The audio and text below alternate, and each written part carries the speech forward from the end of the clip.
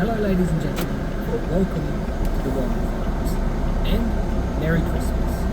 This is the podcast that focuses on the darker stories from deep within the case files of Ed and Lorraine Warren. Now this is also the beginning of a brand new series of the Warren Files, very much what I'm calling a rebooted series. The first series is still available on Spotify. If you're interested in going to go and listen to that one, all 5 episodes. However, this new series is a fresh start. It is going to be bigger, better, darker. It is going to be darker and much scarier. If you have listened to the show before, welcome back. If you are new here, welcome. My name is Liam. I'll be your host throughout this show. I'm a paranormal investigator from Western Australia. I am completely fascinated by paranormal stories and also very fascinated by the case files of Ed and Lorraine Warren and the work that they both did for so many people around the world. Because I love listening to Ed and Lorraine's stories, I very much wanted to create a podcast that was all about them. There are podcasts about ghost stories and paranormal hauntings and things like that that kind of have an episode here and there about Ed and Lorraine, but I couldn't really find a proper podcast that was focused on them and their case files, and so that is how the Warren Files was born. Scattered throughout this show, you will hear some of the most craziest, scariest, twisted hauntings that the Warrens were involved in, some that you may know of, and some that you will be hearing for the very first time. And I thought, what better way to kickstart the brand new series, a brand new rebooted series, than a festive fright, a Christmas special. The story that you're about to hear is one from the Warrens' case files that you have most likely never heard of. A Christmas gift that brings upon a sinister infestation of evil. This is a story that catapulted Ed and Lorraine into the middle of a family home that was plagued by a truly malevolent force. This is the story of the haunting of the Foster family, a haunting that was brought upon by a gift like no other.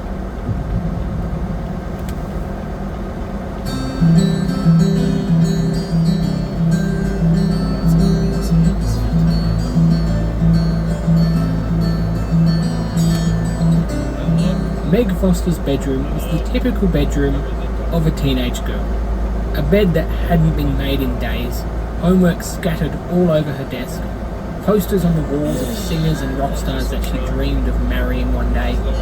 Except in her bedroom, Meg had a collection of very unusual books on her bookshelf.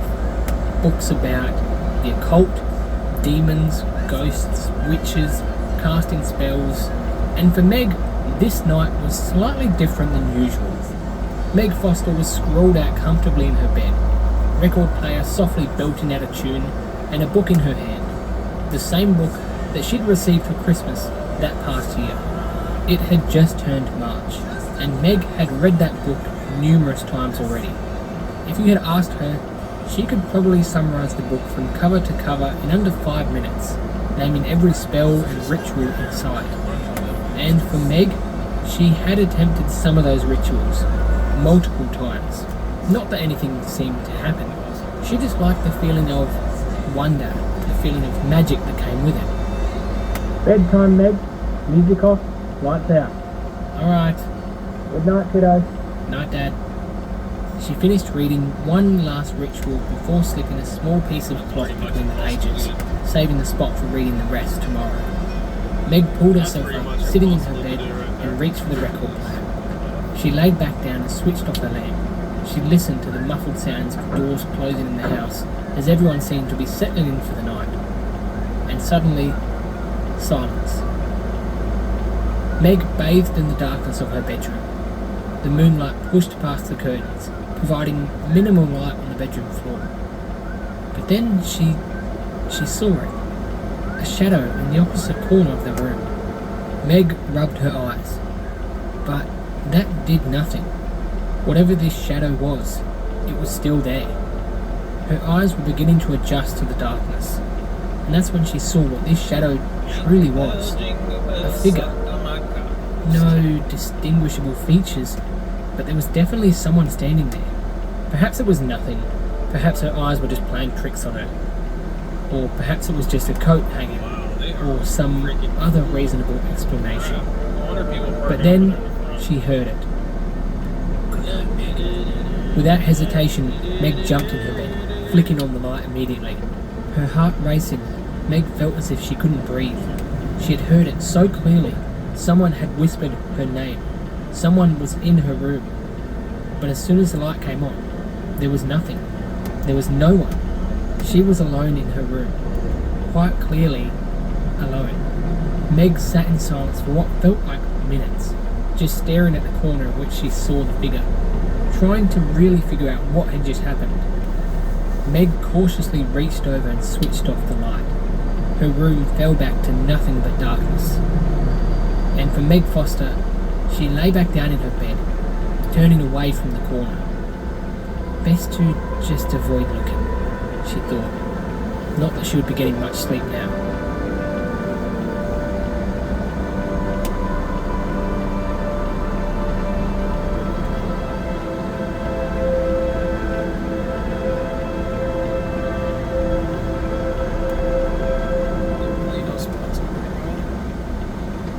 Over the next few days, Meg barely slept. Her mind kept thinking about the shadowy figure that she had seen in her room, and the voice that was spoken out of nowhere. Although she had school during the day, when she was home, Meg avoided spending time in her room, terrified of what she may see or hear. But she quickly learnt that whatever was happening in her home was only going to get much, much worse.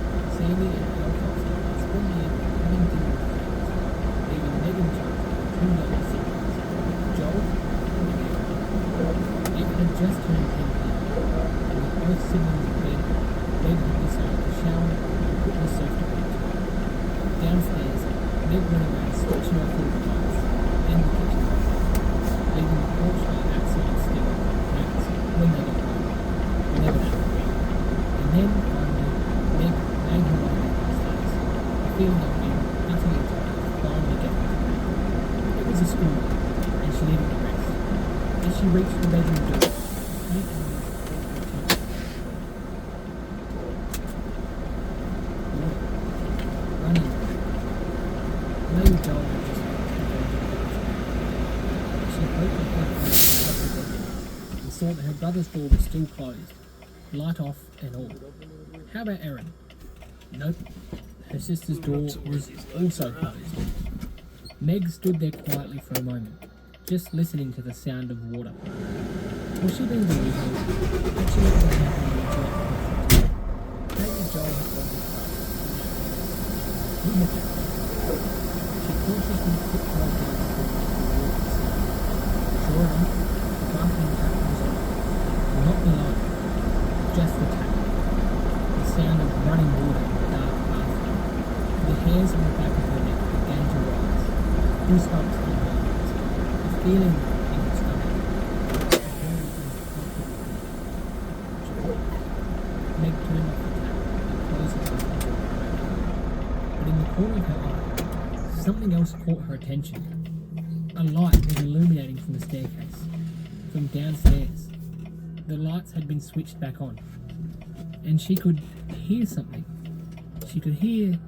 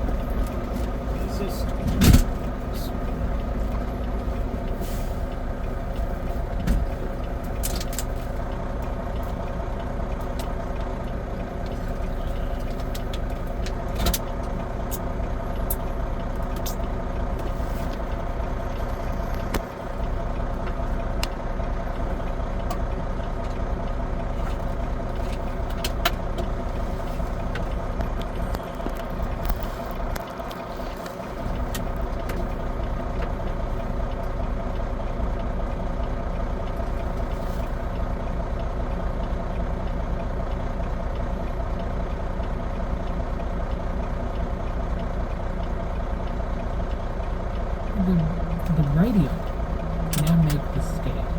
The feeling in her stomach felt much worse. She stood up. Who's there? But there was no answer. She took another glance around the bedroom, still quiet, and John stood. But surely this was her brother. It had to be. John, are you awake? Did you turn the radio on downstairs? Meg's the answer staring at the ceiling like a flame. She was secretly thinking if she stared at him he may cry, he may giggle, he may crave for problems. Just a joke. It was Is that my hopes up for a second? A75. Instead, Meg just closed the door and she went downstairs. It wasn't one light that was on. It was multiple. The living room, the kitchen, the downstairs schoolroom, and the radio was playing. Really loud. Meg, filled with fear, hurried around and switched to the light switch, and the radio called, switching everything off as neatly as she could, and sprinted back upstairs as if something was supposed to happen. As she reached the top of the staircase, there it was again, the sound of running water. Oh shit, John. Now, what are you doing? Get out. Did you turn the water off? No. I have a feeling it would happen Again, again. Meg just stood until it's snowing. How the fuck am I supposed to get to that? John, Anybody know? That's an empty, obviously. Why would you park it like that? Again, all the lights had been switched on. The radio was loud. Mum? Dad? Meg's eyes were quickly drawn to the radio on the edge of the bench. Her jaw felt open, and she began to tremble. The radio dial was moving. Jumping from station to station. She stood there for a while, unable to move. Her legs were frozen, her hands were shaking. But suddenly, she ran. From the kitchen, through the living room, straight upstairs. Before she reached the top of the staircase, a cold feeling came up Meg's right shoulder. She could feel the impact of her fingers pressing on her shoulder. Again, something was touching her. Something was grabbing her. She opened her mouth to scream, but nothing came out. Instead, she choked. Something was spinning as she forced herself to push her upstairs, into the bathroom, slamming the switch, switching it. It was straight in her. Her eyes fixated on the bedroom door. Her whole body trembled with ridiculous. The next instant, it was behind her. Something was walking towards her. Nothing was there. No one had ever seen her before. Was it the same? Macon was like a smaller Atlanta. That's kind of like why it's like kind of ghetto. Meg closed her eyes, pulling her hand over her head, turning her to the door. And as the footsteps stopped, she could only imagine her standing outside the gate, staring down. She couldn't bear to look. She didn't want to look. The activity that had been heard downstairs was meant to make Meg tremble even more. The furniture was being thrown. Sometimes they don't. Sometimes they close the door.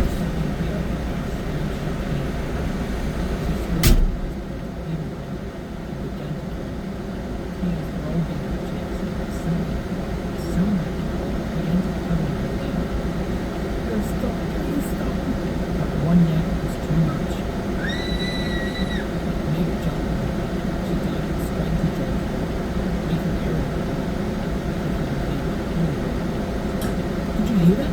Someone's downstairs. Yes, I know, John. I still think there's someone in the house. I don't think there is one. We have to call the police. No way. No, you're joking, right? I think it's some kind of prank. What else do we do then? Call Mum and Dad. Every shout. Al Foster is hurt. Sandy sat next to the kitchen and wondered about so much torture. We trusted you. Look after yourself. No, and then we get a call from the police saying there's someone in the house, and Joel's Joel's saying it's ghosts. Every piece of it, he moved out of its existence. There was no running water. Radio was off. There was nothing. Absolutely nothing. Out of place. It was terrible. Way off nature. But all of it.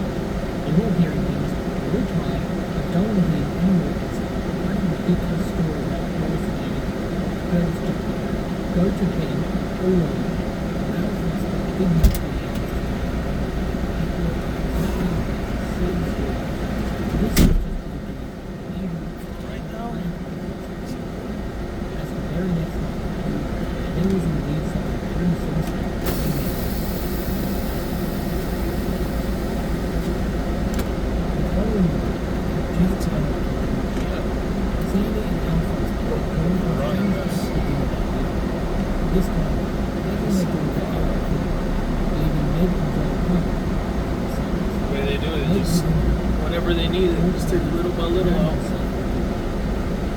Joel had just shut. Now back around his bed, stepped out of bed, and there it was again. In the corner of the light, you could see the lights illuminating downstairs. All bright and then switched off as for half an hour. And you could hear the radio. Joel began to tremble.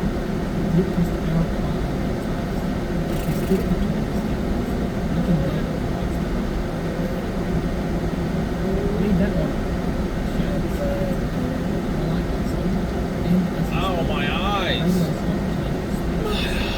The level was The down. fudge? Big ass. Joel, now slightly scared, pushed and put down the staircase. One up. He looked around the living room. There was nothing. No one was there. Except the family dog, staring into the kitchen, snarling at him. Something. The dog did not. Joel's hands became cold.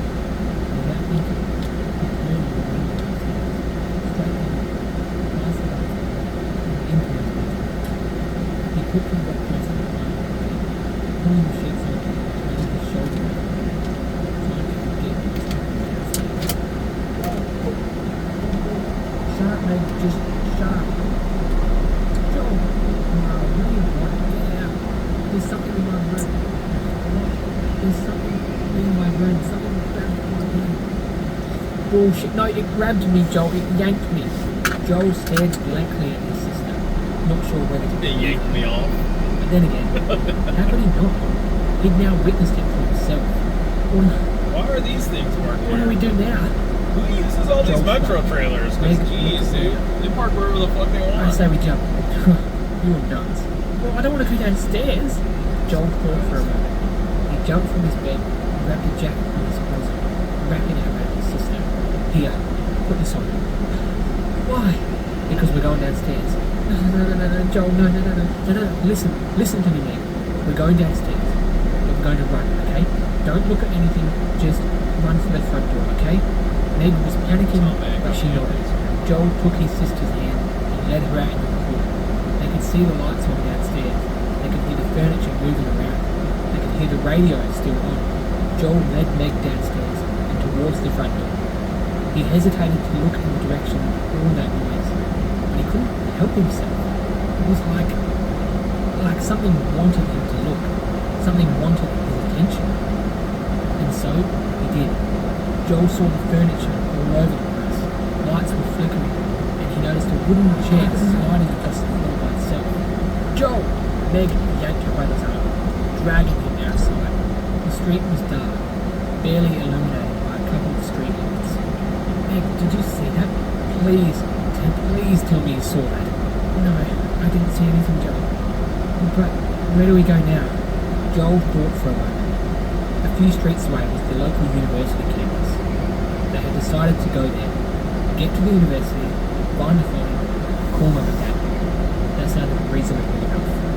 Joel and Meg began running up the street. The unusual sound of birds came from every direction, but they couldn't see a bird in sight.